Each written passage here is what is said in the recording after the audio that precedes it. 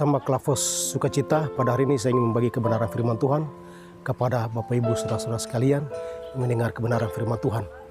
Mengawali seluruh kebenaran firman Tuhan, sebelum itu kita sebagai orang-orang yang percaya kepada Tuhan, kita akan sebelum membaca dan kita harus berdoa, memohon tuntunan pada kuat kuasa Roh Kudus. Mari kita berdoa. Dengan penuh ungkapan syukur kami datang ke hadirat-Mu, ya Tuhan Bapa di surga. Sebagai persekutuan orang-orang yang percaya, kami menyadari bahwa kebenaran firman Tuhan jauh dari hidup dan kehidupan kami semua. Berkati hamba memberitakan firman, berkati kami semua yang mendengar firman Tuhan, terutama mereka mendengar melalui Klavos Sukacita di hari ini. Demi Kristus Yesus firman yang hidup, kami berdoa. Amin. Saudara-saudara yang terkasih dalam Yesus Kristus, firman Tuhan dalam kitab Perjanjian Lama, kitab Yesaya pasal 26, kita baca pada ayat 3 dan ayat yang keempat. Yang demikian bunyinya, nyanyian puji-pujian karena kelepasan dan penghakiman yang diberikan Allah. Ayat 3 berkata demikian, yang hatinya teguh kau jagai dengan damai sejahtera, sebab kepada mula ia percaya. Percayalah kepada Tuhan selama-lamanya, sebab Tuhan Allah adalah gunung batu yang kekal. Demikian pembacaan firman Tuhan. Ini dikatakan berbahagia Bapak Ibu, saudara-saudara, tidak saja kita mendengar firman Tuhan, tapi kita melakukan firman-Nya dalam hidup dan kehidupan kita. Saudara-saudara yang terkasih dalam Yesus Kristus,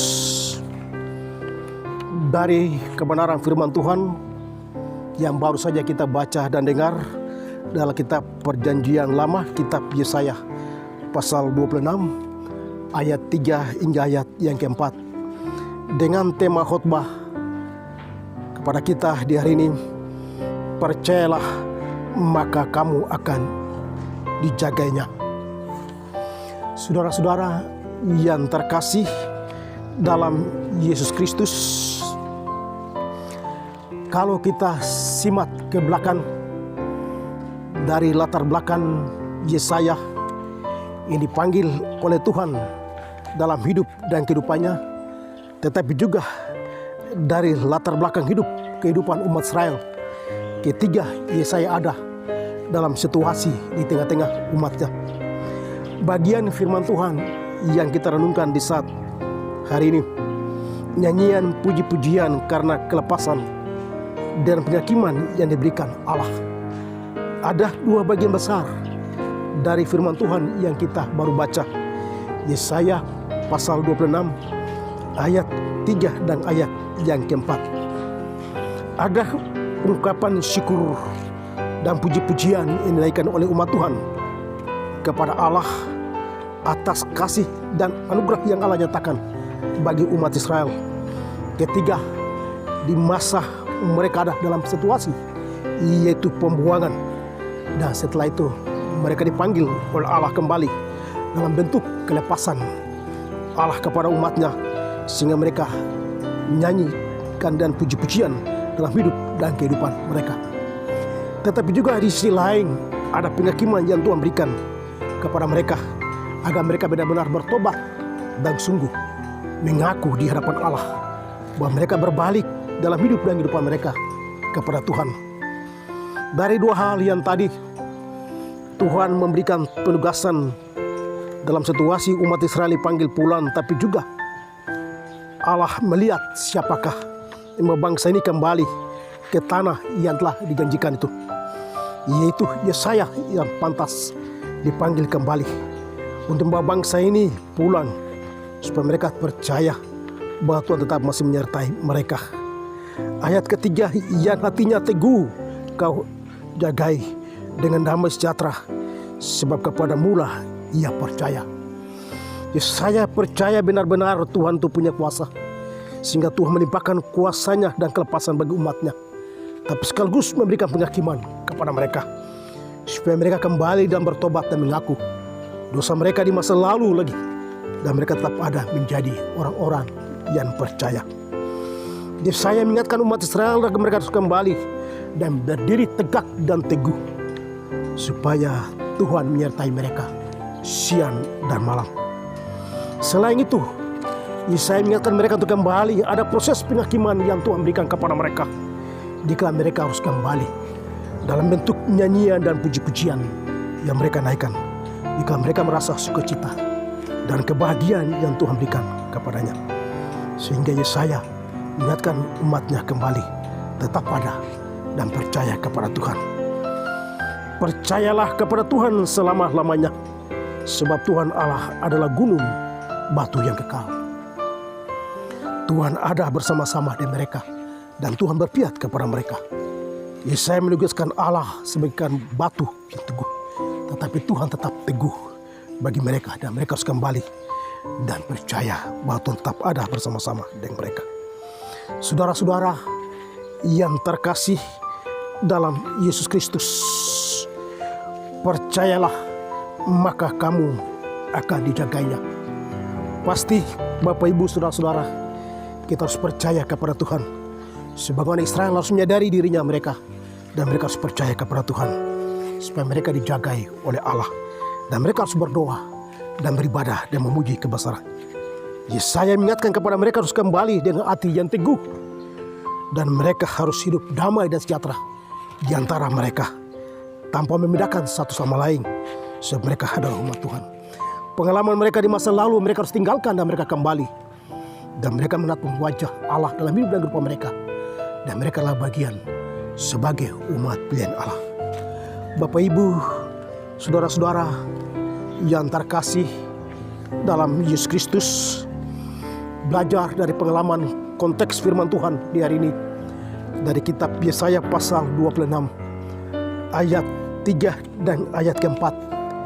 Ada janji dan pengalaman Tuhan dalam hidup kehidupan umat Israel, termasuk Yesaya yang dipanggil untuk membawa bangsanya keluar, tetapi juga kepada kita sekalian yang mendengar berita sukacita melalui Klafos, tapi juga dalam tugas dan pekerjaan kita sebagai bapak keluarga, ibu rumah tangga, tapi juga sebagai anak-anak Tuhan, tapi juga mereka yang bekerja.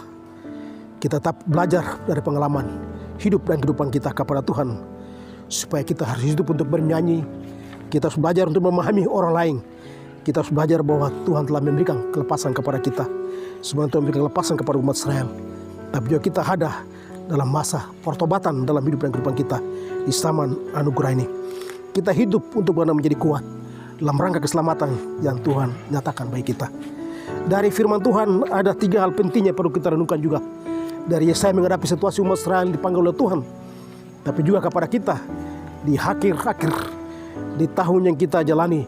Kita berada di bulan September, yaitu bulan bina keluarga, dalam kehidupan sebagai warga GKI di tanah Papua, tapi juga sebagai umat Kristen dalam tugas dan pekerjaan kita. Yang pertama, hati kita harus teguh, sebagaimana Tuhan telah menunjuk kepada Yesaya untuk membawa bangsanya keluar dari tempat, dan mereka kembali menata Tuhan dalam hidup dan kehidupan mereka. Sion yang telah dijanjikan kepada mereka, tetap mereka ada, dan itu berarti hati mereka harus teguh kepada Tuhan. Mereka tidak percaya kepada Allah lain, ilah lain di hadapanmu, tapi mereka harus percaya kepada Tuhan dengan segenap hatimu. Bagaimana kita harus belajar dari umat Israel supaya kita ada dalam situasi dan tetap hidup teguh, sebagaimana kita menyatakan bahwa Tuhan ada bersama-sama dengan kita. Yang kedua, kita juga harus percaya kepada Tuhan yang menjaga hidup kita. Banyak orang Kristen memilih jalan lain, suka memuaskan telinga kanan dan telinga kiri. Banyak suka berganti tempat lain untuk mendengar, saya suka yang ini lebih baik, saya suka yang itu, saya segini yang begitu. Padahal Tuhan berkata, aku tidak akan berubah hari ini maupun besok dan selama-lamanya.